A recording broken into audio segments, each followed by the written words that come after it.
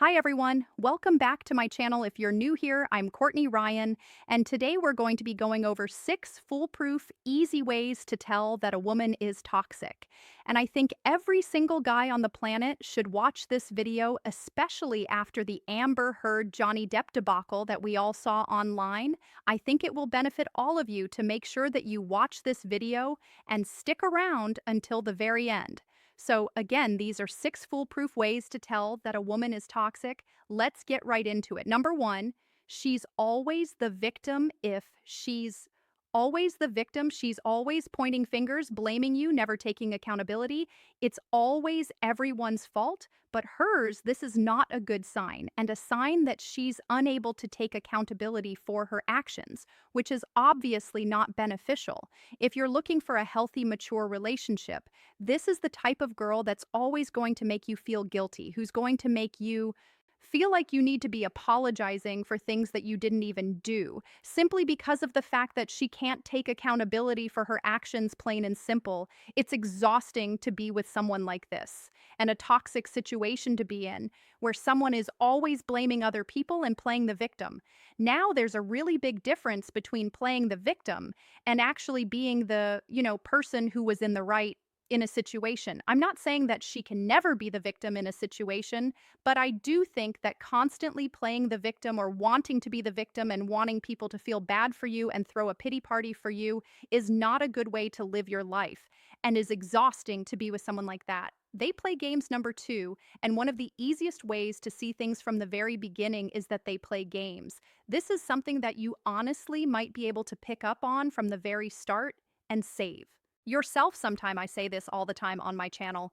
If you have been on my channel for a while, I'm sure you've heard me say this a million times. If she's playing games with you, this is a sign that she is insecure and immature, and we don't have time for that here. And also, this is going to be a window into what the rest of your relationship is going to look like with her, which probably is not a healthy, happy one.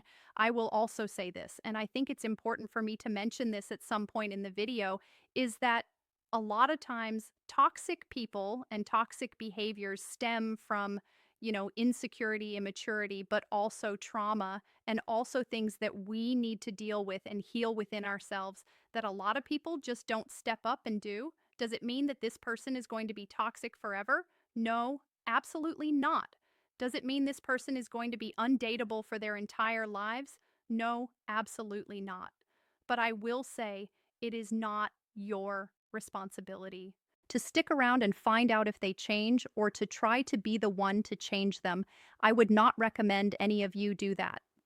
In this case of talking about a toxic girl, it is her responsibility to take ownership for her toxic behaviors and heal herself and work things out so that long term she can potentially be in a healthy, happy relationship. And while we're on the topic of stepping up and taking charge of our mental health here, I'm really excited that today's video is sponsored by BetterHelp Real Talk. Here, how is your mental health? In all honesty, I've been feeling a little bit overwhelmed and I've been struggling a little bit, running to YouTube channels, trying to make time for myself. It's not easy. So if you're struggling with your mental health, you're definitely not alone. My therapist, Janie, helped me identify that in order to be my best self for not only myself, but also for all of you and the people around me. I have to make sure that I'm, putting time in with myself and spending time on things besides just work. In all honesty, it's really difficult to manage your mental health if you have no idea where to even start. And this is exactly why I work with BetterHelp. They offer customized online therapy that includes video phone and even live chat sessions with your therapist. So you don't have to see anyone on camera. If you don't want a BetterHelp is more affordable than traditional offline therapy, you can apply for financial aid during the sign-up process, and they accept HSA benefits. There's a broad range of expertise, and BetterHelp's 20,000 plus therapist network that gives you access that may not be available in your area. You just fill out a questionnaire to help assess your specific needs, and then you get matched with a therapist in under 48 hours. Then you schedule secure video and phone sessions. Plus, you can exchange unlimited messages, and everything you share is completely confidential. You can also request a new therapist at no additional charge anytime. So many people use BetterHelp that they are currently recruiting additional therapists in all 50 states. Join the 2 million plus people who have taken charge of their mental health with BetterHelp. You can also use my link to get 10 off your first month at betterhelp.com. Courtney Ryan, that's better HELP.com. Courtney Ryan. Moving right along here. Achievement becomes competition number 3 is that achievement becomes competition being competitive. And competition in general is a very normal thing. In a lot of aspects of our lives, maybe you're playing a video game or a board game, or you're doing something fun with your partner that gets a little bit competitive. What is not healthy is when your achievements become competition. And I found a quote from an article that I want to share with all of you that says, healthy relationships are based on a mutual desire to see the other succeed in all areas of life, Carabello says. But when things turn toxic, every achievement becomes a competition. So maybe this looks like she doesn't encourage you, she doesn't support you, she gets upset when you get a promotion at work, or when something good happens in your life because she's only able to be happy for you if the same thing is happening to her.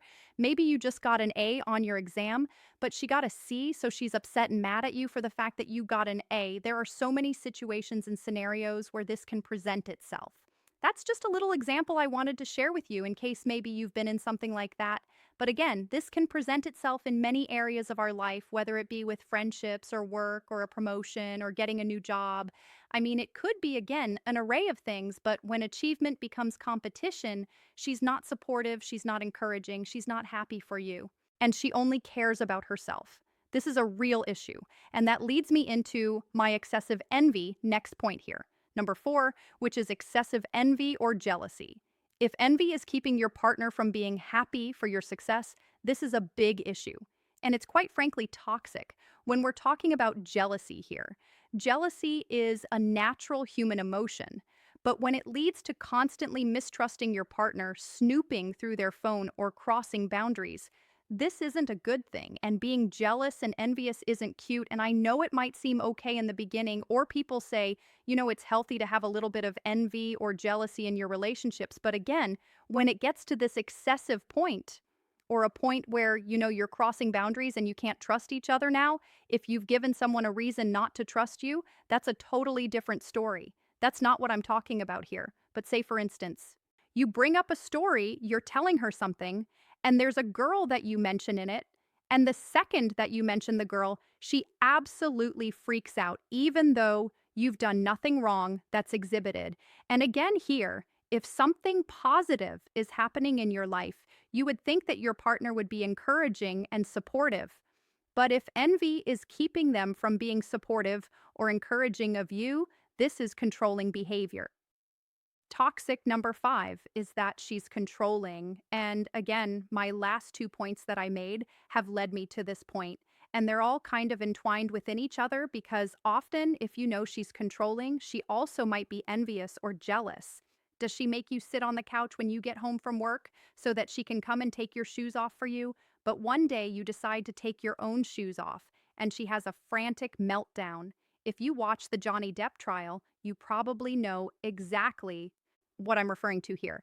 But regardless if you watch that or not, generally speaking here, controlling behavior is toxic. Being controlling of your partner is not healthy, point blank, period. Does she control who you hang out with, who you talk to, what you do on a daily basis, how you take your shoes off, if you take your shoes off? I know that's a crazy example, but this is just proof that it happens.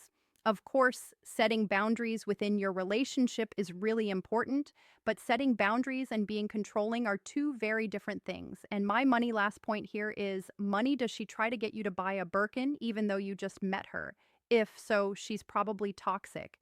Does she only talk to you when you're buying her something or taking her out? Remember here, what you allow is what will continue. I really want to highlight here that it's toxic to spend tons of money to impress a woman, but it's also toxic when a woman is only using you for your money. If she makes you pay her in order to send her a text message again, if she's asking for a broken on the first date, if she's asking you to fly her out and take her shopping, and that's the only way she'll talk to you, probably a sign that this girl doesn't have your best interest in mind and only wants to see what's in your wallet. And if you're in a relationship, or married, the same kind of money rule applies here, but it might just look a little bit different.